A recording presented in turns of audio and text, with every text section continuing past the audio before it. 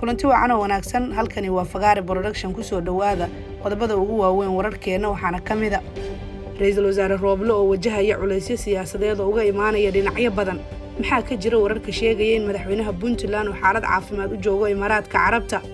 Roble oo magacaabay guddi farsamo oo ka soo tala bixiyay xalka gaarista dagaaladii Muqdisho ka dhacay mucaaradkuna ay qayb ka yihiin qayr oo diiday in maleeshiyaad ka hubeysan laga saaro dhufaysyada magaalada Muqdisho kana hor yimid dadaalada uu wada Ra'iisul Wasaare Roble wasiir cusub oo loo magacaabay wasaaradda shaqada iyo arrimaha bulshada xukuumadda Soomaaliya fila Soomaaliya oo beenisay in madaxweyne Farmaajo uu haysto baasaboorka Canada xilli wararkaasi la hadalhayo intaasi waa qaar kamida wararka xilligan aan idin hayno kuwooda ugu waaweyn imikana u diyaar garooba qodobadaas iyo qodobo kale oo faahfaahsan inteena warkeena u gudagalin daawade haddaad nagu cusub tahay nagu soo biir waxaan ka codsanaynaa inaad gambaleelka furato channelkana subscribe dhahdid haddaad horey noola joogtayna share garee oo like garee muuqaalka waxaan ku bilaabayaa wararkeena Ra'iisul Wasaaraha Soomaaliya Maxamed Xuseen Roble ayaa tan iyo markii uu madaxweyne Farmaajo kala wareegay amniga doorashada wajahaya culaysyo siyaasadeed oo uga imaanaya dhinacyo kala duwan sida musharaxiinta mucaaradka beesha caalamka iyo madaxda maamul goboleedyada Ra'iisul Wasaare Roble ayaa 20 bishan shir degdeg ah isugu yeeray madaxda maamul goboleedyada iyo gudoomiyaha gobolka Banaadir shirkaasi ayaana ka dhici doona magaalada Muqdisho cabsida ugu weyn waxay ka jirtaa in maamul goboleedyada qaarkood ay diidaan inay ka qayb galaan shirka ama ay shuruudo cusub la yimaadaan sidii hore u dhici jirtay maamulada Puntland iyo Jubbaland ayaa dhowr shir oo ku baaqay madaxweynaha dowladda Soomaaliya Maxamed Cabdullaahi Farmaajo diiday inay ka qayb galaan sidoo kalena shuruudo adag ku xiray balse shirkan uu Ra'iisul Wasaare Roble shaaciyay dhawaan ayay soo dhaweeyeen madaxda Puntland iyo Jubbaland Siciid Dani iyo Axmed Madoobe balse xoga aan helnay il u dhow maamuladaasi ayaa sheegaya inay wataan shuruudo adag oo doonayaan inay hor dhigaan Roble ka hor inta uusan furmin shirka waqtiga loo ballamay sida ay nala wadaageen xubno ka tirsan xafiiska Ra'iisul Wasaaraha Soomaaliya Maxamed Xuseen Roble ayaa qorsheeyay in shirka doorashada la qabto 5 May oo bari ku beegan balse madaxweynaha Puntland Siciid Cabdullaahi Dani ayaa diiday in shirka la qabto bari oo ay ku beegan tahay 5 bisha May sidoo kalena Dani ayaa sheegay in lagu jiro bisha barakeysan ee Ramadaan aysan munaasib ahayn in xilligan la qabto shir looga hadlayo doorashada sidoo kale Axmed Madoobe oo xulafo la Dani ayaa ku raacay fikirkaasi Dani ila xogaala oo ka tirsan madaxtooyada Puntland ayaa noo xaqiijiyay in madaxweynaha Puntland uu maalmahan xanuunsanayo isla markaana uu ku sugan yahay magaalada Dubai ee dalka Imaaraadka Carabta si dhaba looma xaqiijin karo xanuunka Siciid Dani iyo waxa uu yahay Ra'iisul Wasaare Roble ayaa isagoo ka jawaabaya codsiga madaxweynaha Puntland waxa uu shirka u dhigay 20 bishan May oo ku beegan maalin Talaado ah waana marka laga baxo bisha Ramadaan maamulada Galmudug iyo Hirshabelle iyo Koonfur Galbeed ayaan wali ka hadlin shirka uu ku dhawaaqay Ra'iisul Wasaare Roble 20 bishan hase ahaatee Roble ayaa ku kalsoon madaxda maamuladaasi wasiirka warfaafinta Puntland iyo madaxweyne ku-xigeenka Jubbaland ayaa labaduba si cad u sheegay inay ka qayb galayaan maamuladoodu shirka xukuumaddu ay shaacisay balse ay wataan shuruudo cusub ay kamid tahay in xilalka laga qaado taliyayaasha qaybaha kala duwan ee dawladda iyo in madaxweynuhu uu wareejiyo amniga doorashada inkastoo madaxweyne Farmaajo 1 May amniga iyo howlaha doorashada uu ku wareejiyay Ra'iisul Wasaare Maxamed Xuseen Roble lama oga talaabada xigto oo ay qaadi doonaan madaxweynayaasha Puntland iyo Jubbaland Siciid Dani iyo Madoobe mar haddii laga soo xiray wado walba ay u soo mari lahaayeen madaxweynaha Soomaaliya dhinaca kale ergeyga dowladda Qatar u soo dirtay Soomaaliya ayaa wajigabax kala kulmay madaxda Puntland iyo Jubbaland oo diiday inay kala kulmaan ergeygan ayaa dhawaan Muqdisho soo gaaray waxa uu la kulmay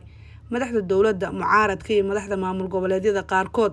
ujeedka kulamadan ayay dowladda Qatar ku sheegtay dadaalo ay qayb uga noqonayso xalka doorashada Soomaaliya Dani iyo Madoobe ayaan ka soo jawaabin warqad ergeyga Qatar uu u diray shalay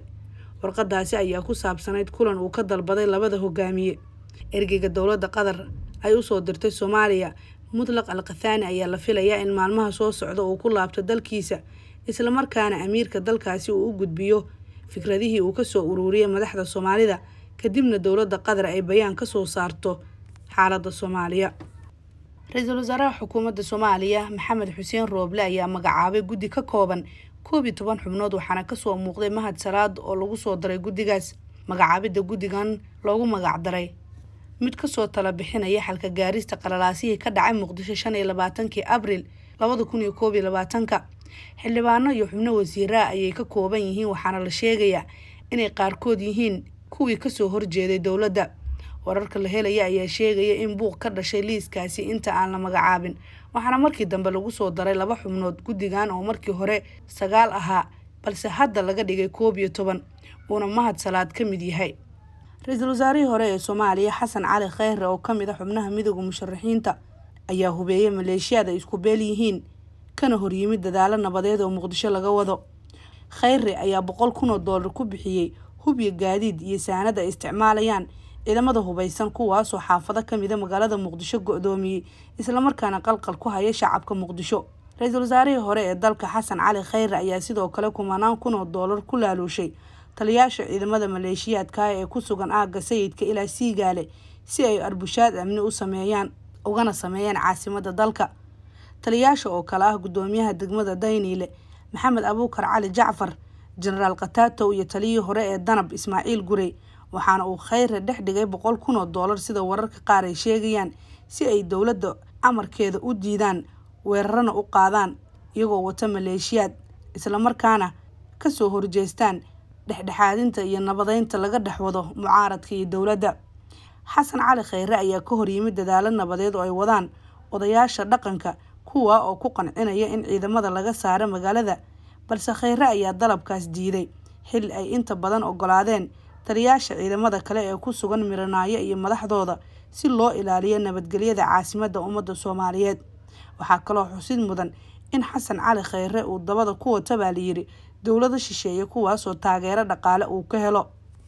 dowladda Mareykanka ayaa shaaca ka qaaday inay xoojinayso taageerada ay siiso dowladda Soomaaliya iyadoo ballanqaad hor le u sameysay dowladda federaalka. waaxda cadaaladda Mareykanka ayaa bayaan ay soo saartay ku sheegtay inay Soomaaliya ka caawinayso nidaamka garsoorka si loo helo garsoor si hufan ugu shaqeeya dadka Soomaaliyeed.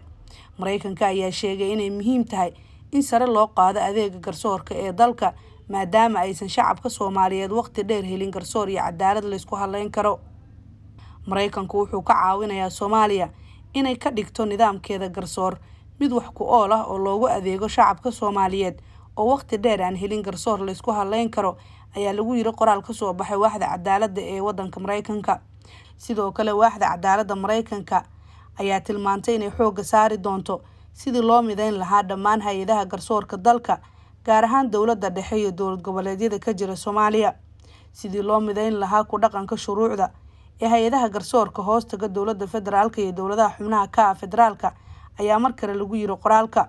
si kastaba Mareykanka ayaa horay Soomaaliya uga taageerayay dhinacyada siyaasadda, dhaqaalaha, waxbarashada iyo sidoo kale ammaanka dalka. Ra'iisul Wasaaraha Soomaaliya Maxamed Xuseen Rooble ayaa Cabdiwahaab Ugaas Xuseen Ugaas Khaliif u magacaabay wasiirka wasaaradda shaqada iyo arrimaha bulshada, xilkaasi oo horay uu u diiday wasiirka hore ee wasaaradda duulista iyo hawada Cabdullaahi Salaad Omar.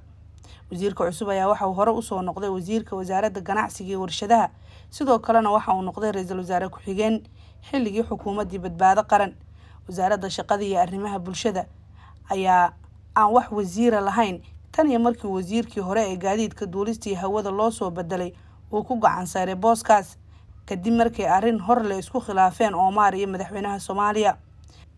Senator Cumar Cabdirashiid Cali Sharmaake horeyna u soo noqday ra'iisul wasaaraha Soomaaliya ayaa ka hadlay sida uu ra'iisul wasaare Rooble u guuleysan karo